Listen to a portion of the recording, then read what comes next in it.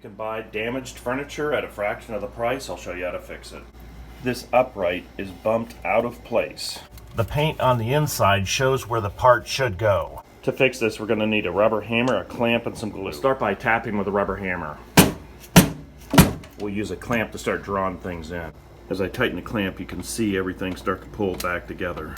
To move the upright this way, we'll need to clamp it and pull it in this way. Leverage off this block here. Set one end of the clamps here and push this side in. Tighten the clamp and you can see everything pull into where it needs to go. On the inside you can see a lot of damaged area that's going to probably need to be pulled up and repaired. We'll remove some of this damaged wood with a pair of pliers. We'll dig out the damaged area and we'll replace it with some polyester resin or something like Bondo. With this damaged area dug out, you can see everything lines up. Now that we know we can get it into the right orientation, we'll start applying glue. Some pretty tight places, we'll put it on with a screwdriver. Work it into all those tight places. Now that we've got plenty of glue, we'll wipe off the stuff on the surface. We'll apply the clamps in the exact same way. To be able to clamp a little better, we'll remove the door. 4 screws and the door comes off. This will allow us to get glue in a little deeper.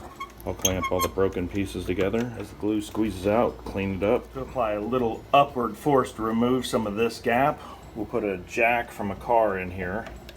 We'll snug it up into place. Tighten that up just a little bit.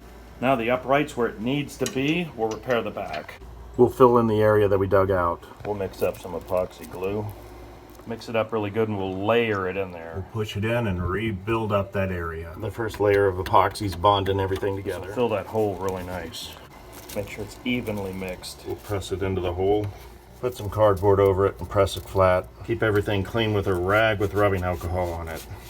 When it starts to set, remove the cardboard. Just keep cleaning it with rubbing alcohol.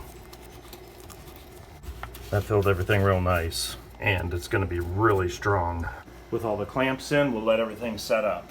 Because the cabinet is square, we'll have to readjust the door. The adjustments are on the back of the hinge. This reveal looks a lot better. We'll loosen this one up down here. We'll adjust the screws. The doors and drawers are nice and straight and everything works.